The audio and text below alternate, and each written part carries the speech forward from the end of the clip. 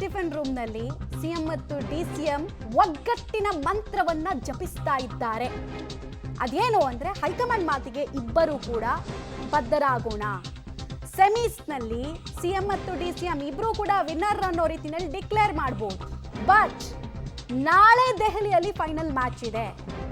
Sonia Gandhi top notch leader, ಕಾಂಗ್ರೆಸ್ನ top notch leader ಅವರ ನೇತೃತ್ವದಲ್ಲಿ ಒಂದು ಮೀಟಿಂಗ್ ಆಗುತ್ತೆ.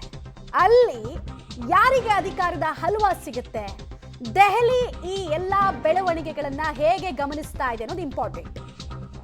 ಡೀಟೇಲ್ಸ್ ಕೊಡ್ತಾರೆ ಸುಕೇಶ್. ಇಬ್ರು ಕೂಡ ಇದರಲ್ಲಿ ಯಾರ ಕೈ ಮೇಲಾಯ್ತು ಯಾರ ಕೈ ಕೆಳಗಾಯ್ತು ಅನ್ನೋದಕ್ಕಿಂತ ಇಬ್ರು ಕೂಡ ಹೈಕಮಾಂಡ್ ಅಂಗಳಕ್ಕೆ ಚೆಂಡು ಎಸ್ದಿರೋದ್ರಿಂದ ನಾಳೆ ಕಾಂಗ್ರೆಸ್ನ ಟಾಪ್ ನಾಚ್ ಲೀಡರ್ಸ್ ಏನ್ ಡಿಸೈಡ್ ಮಾಡ್ತಾರೆ ಫೈನಲ್ಸ್ ನಲ್ಲಿ ಅನ್ನೋದು ಇಂಪಾರ್ಟೆಂಟು.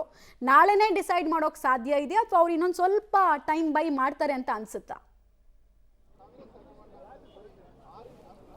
ಸ್ವಲ್ಪ ಸಮಯ ತೆಗೆದುಕೊಳ್ಳುವಂಥ ಸಾಧ್ಯತೆ ಹೆಚ್ಚಿದೆ ಮಮತಾ. ಯಾಕಂದರೆ ಇವತ್ತು ಇವರು ತೀರ್ಮಾನ ಮಾಡ್ತಾರೆ, ಆದರೆ ಇವರ ತೀರ್ಮಾನ ಅನ್ನುವಂಥದ್ದು ಕೇವಲ ಒಂದು ಕಾಂಪ್ರಮೈಸಿಂಗ್ ಫಾರ್ಮುಲಾ ಅಷ್ಟೇ ಆಗಿರುತ್ತಿದ್ದು.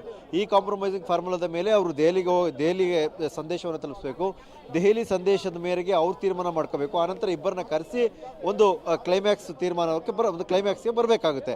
ಆದರೆ ಇವರಿಬ್ಬರ ಒಗ್ಗಟ್ಟಿನ ವ್ಯಾಲಿಡಿಟಿ ಏನು ಅನ್ನೋದು ಪ್ರಶ್ನೆ. ಬಹುತೇಕ ಈ ಒಗ್ಗಟ್ಟಿನ ವ್ಯಾಲಿಡಿಟಿ ನೋಡ್ತಾ ಹೋದರೆ ಇದು ಹೈಕಮಾಂಡ್ ನಾಯಕರು ಕರೆಸಿ ಮಾತನಾಡುವವರೆಗಂತೂ ಫಿಕ್ಸು.